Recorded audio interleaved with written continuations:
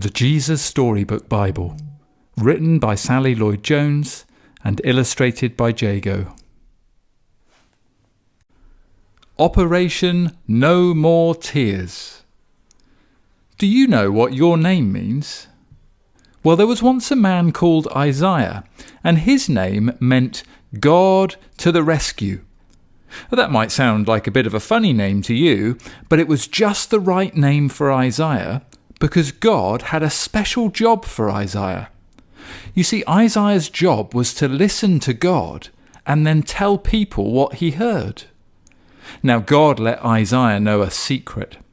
God was going to mend his broken world. He showed Isaiah his secret rescue plan, Operation No More Tears. This is the message God gave Isaiah. It was like a letter God wrote to his children. Dear little flock, you're all wandering away from me like sheep in an open field. You have always been running away from me, and now you're lost. You can't find your way back. But I can't stop loving you. I will come to find you. So I'm sending you a shepherd to look after you and love you, to carry you home to me. You've been stumbling around like people in a dark room. But into the darkness, a bright light will shine. It will chase away all the shadows like sunshine. A little baby will be born, a royal son. His mother will be a young girl who doesn't have a husband. His name will be Emmanuel, which means God has come to live with us. He is one of King David's children's children, the Prince of Peace. Yes, someone is going to come and rescue you, but he won't be who anyone expects. He will be a king, but he won't live in a palace. And he won't have lots of money, he will be poor, and he will be a servant. But this king will heal the whole world. He will be a hero. He will fight for his people and rescue them from their enemies. But he won't have big armies, and he won't fight with swords. He will make the blind see. He will make the lame leap like deer. He will make everything the way it was always meant to be.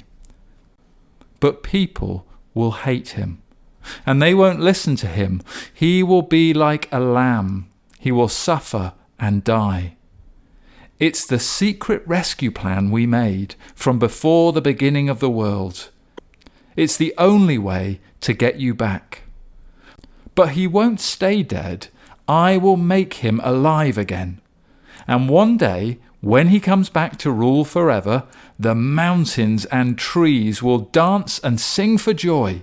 The earth will shout out loud. His fame will fill the whole earth as the waters cover the sea. Everything sad will come untrue. Even death is going to die, and he will wipe away every tear from every eye. Yes, the rescuer will come. Look for him, watch for him, wait for him. He will come.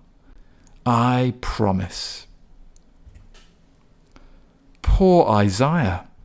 He read God's letter over and over to God's people, but no one listened to him at all, ever. They didn't want to hear God's promise. They didn't believe it. Did it sound maybe too good to be true? A story that ends happily ever after? Well, it does sound like a fairy tale, doesn't it? And as anyone will quickly tell you, fairy tales aren't true. Or are they?